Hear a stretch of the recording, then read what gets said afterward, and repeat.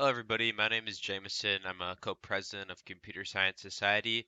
I'm just going to be doing a quick coding tutorial showing just basic data types in C Sharp. So for this tutorial, I'm going to be using Visual Studio. If you don't want to go install Visual Studio, you can also go to REPL.it. It's a website. Go ahead and click New REPL and choose C Sharp, and you can follow along from here. The code should look very similar to what we're going to be using in Visual Studio. So you should see this. This is the basic framework of C Sharp, the language that I'm going to just be giving a demonstration in. Um, it kind of already gives us a hello world line. So this is just writing out hello world to the console. So if I run this program, you can see, give it a second, this will pop up and we'll see hello world. So the first thing I want to do is just kind of explain various data types in languages. So the first thing we're gonna do is a string. So a string is just it's just a value of a number or a letter. So it can be numbers or letters. So we're going to give it a name. So we can call this just string one, and then we can assign a value to it. So we can say string one will be called hi.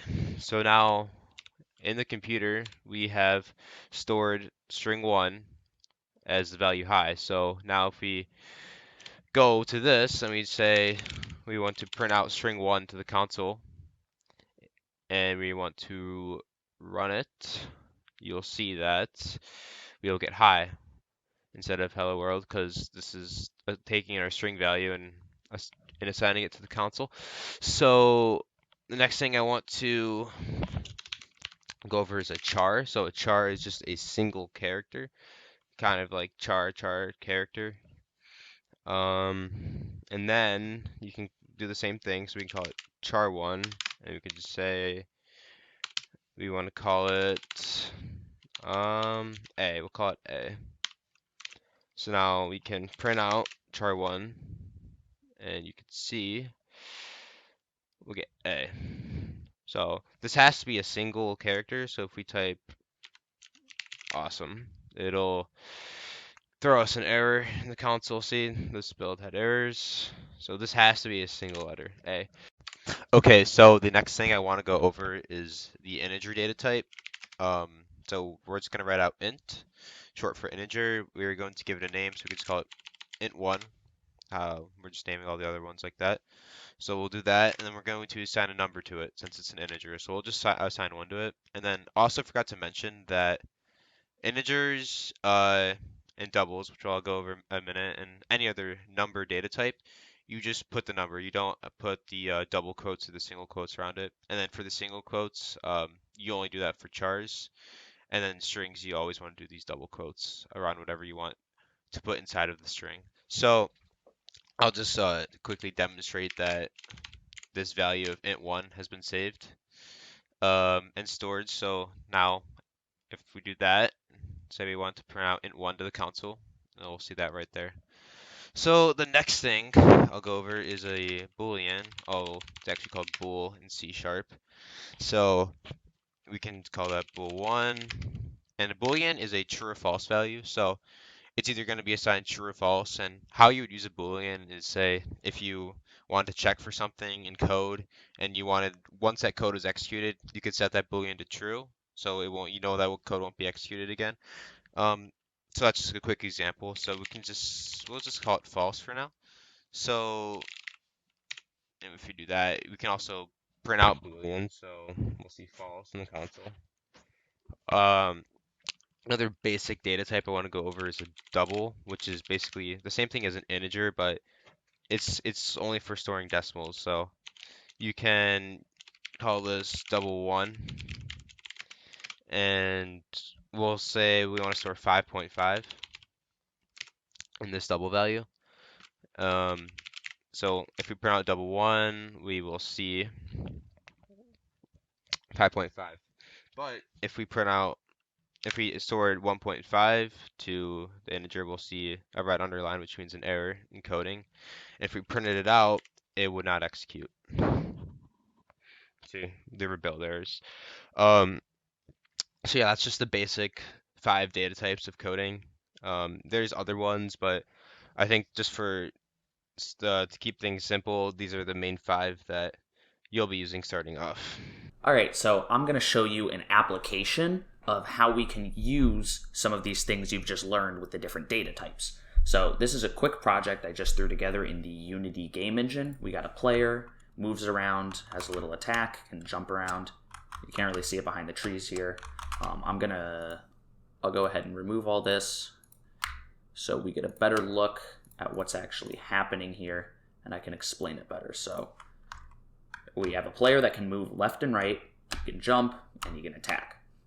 Now, the thing is that all of this, there's a lot that goes into making the character move and jump and attack, but it all starts with the basic, which is data types. It starts with integers and booleans and all of the data types that you just learned. So when we move, we have to move at a set speed. That's an integer. When we jump to a set height or with a set force. That's an integer. When we're attacking, see how we're charging right here? There's a boolean there. Are we charging? Are we not charging? Did we release our charge? It all comes down to data types. So let's go ahead and look at a few that I have in my controller.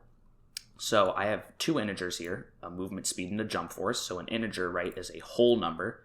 So this one's called movement speed, and it's set equal to 3. Now this movement speed variable is storing that data. So later in my code, I go and put this variable in, and it takes that data and plugs it in for me. It plugs in the 3. So for example, what this line is doing is it's saying, hey, let's grab our player's velocity. Let's change this velocity to a new vector pointing in the direction that we want to move, to the left or to the right, and let's multiply that by 3. So the magnitude of the direction vector is going to be bigger, therefore we'll move more. So if I change movement speed to 6, we're going to move at double the speed we were moving before. You can see how much faster this is now. Same with see how much I'm jumping right now.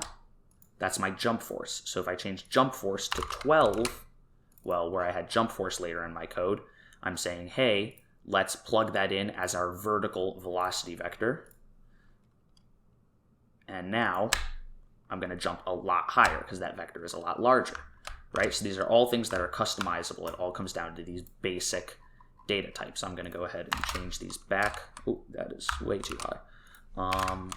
I'll show you another one under his charge attack, right? I have a Boolean. Is he charging or is he not charging? I'm checking. Are you pressing a button? Do I want to start the charge? Okay, we're starting the charge. Go ahead and set is charging to true. Oh, he released the button. Set is charging to false, right? So this is my is charging Boolean. We can actually see this under the layer. Where do I have it? Oh, yeah, is charging right here. So when we start this up and we start to attack, you'll see is charging is going to flicker on and off, right? When I start pressing the button, is charging is true. It's a Boolean. It's either true or false. When I release, it becomes false, right? And then, you start with this basic data type, and then you build off of that. So I go somewhere and I say, hey, if is charging, right down here, is true, I want you to transition to this animation where he starts his charge and then he's charging. From the charging animation, go to the attack. It all goes from there. When he releases, go back to his idle state. So it all starts with that Boolean and everything builds off of that. Same with those movement integers and the jump integer. Everything starts with that and then it builds off. This is why data types are so vitally important. The final one I had to show you was the string. So this doesn't look too good, but I made a little canvas just with a player name above. And if we go ahead and go to our player name manager, we can set our player tag, which is a string, right, equal to a string. So I could say Ethan. That's my name. I'll go ahead and, can't type.